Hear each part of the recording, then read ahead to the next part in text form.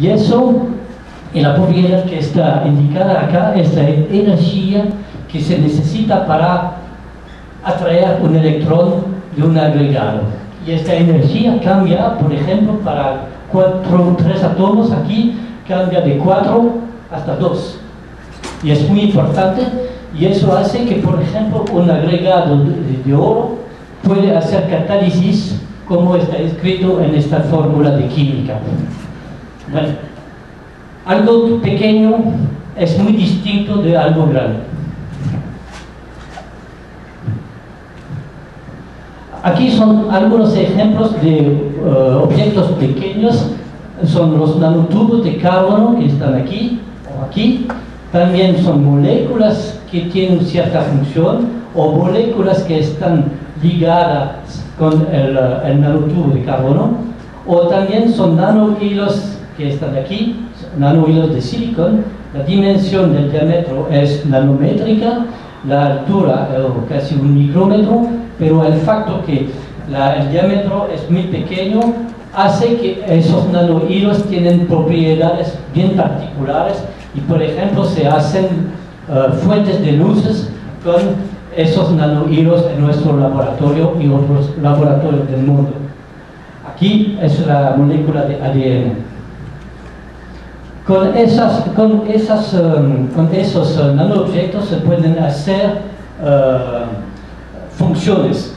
La función de dejar pasar la corriente, la función de emitir luz, la función de hacer la conducción de corriente. Y, por ejemplo, aquí es un conjunto de nanotubos de carbono para hacer conexiones entre los transistores de un circuito integrado. Aquí es la molécula que hemos visto antes, y este anillo que está aquí puede moverse arriba, abajo, y este se ha utilizado, como lo veremos después, para hacer memorias moleculares. Y arriba, en esta figura, se puede ver un nanotubo de carbono para hacer un transistor. La idea, tomando los nanotubos, es que quizás el transistor, el grifo, va a dejar pasar la corriente mucho más rápidamente que con un transistor hecho con sílico, como normalmente se hace. Bueno, la importancia de la superficie de los objetos significa que la química que va a poner moléculas sobre los objetos es también muy importante. Y vamos a mostrarlo con un ejemplo que es el ejemplo de las memorias moleculares. Las memorias son las cosas que se pueden encontrar, por ejemplo, dentro de esta clave USB. ¿Sí? Hay memorias adentro y normalmente se hacen con sílico y se pueden ver en las claves USB aquí, en los lectores MP3, teléfono móvil, etc. Y esas memorias tienen una propiedad que no necesitan una batería, son non volátiles. ¿Sí? ¿Se entiende? Non volátiles. Se escribe algo en la memoria y después puedo leer el algo que he puesto adentro, ¿no? Sin batería. Bueno, ¿cómo funciona una memoria? Una memoria es un transistor, este tipo de memoria es un transistor que está descrito acá.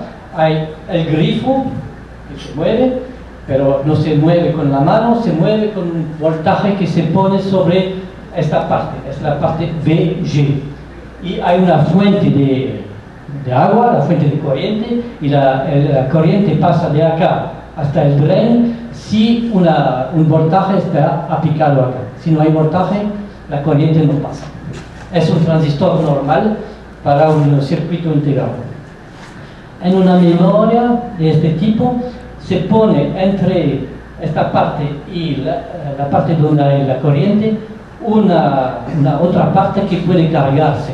Y se entiende bien que cuando hay una carga que está aquí, si se abre, se pone el voltaje, el transistor no funciona como antes, porque si hay una carga o si no hay carga, se cambia la propiedad del transistor. Y eso corresponde al facto que se inscribe el número 1 o el número 0 en este punto de memoria. ¿Okay? Entonces, la corriente pasa o no pasa porque hay una carga acá o no hay carga. Bueno, el juego de la industria de la microelectrónica es de hacer las cosas las más pequeñas que posible, y todos los laboratorios tratan de hacer memorias más pequeñas. Y aquí, por ejemplo, tenemos el transistor con el lugar donde haya la carga flotante, y al lugar de poner esta parte, lo que hemos hecho, por ejemplo, en nuestro laboratorio, pero en otros hay el mismo tipo de trabajo, se hace el canal donde hay la corriente y se ponen moléculas acá que se llaman los poros, polioxometalato. Y esas moléculas pueden retener una carga o no carga. Si tienen una carga, es como si escribe 1. Si no hay carga, es decir que es como antes. Entonces, el efecto de poner la carga sobre la molécula afecta al transistor, y eso es la manera de inscribir 1 y 0. Pero, ¿cuál es la ventaja de poner moléculas aquí al lugar de poner una capa de metal como en esta clave? La ventaja es que cuando se toma una molécula especial como el polioxometalato, se puede poner una carga, 2 cargas, 3 cargas, 4 cargas y todo, y hasta 8.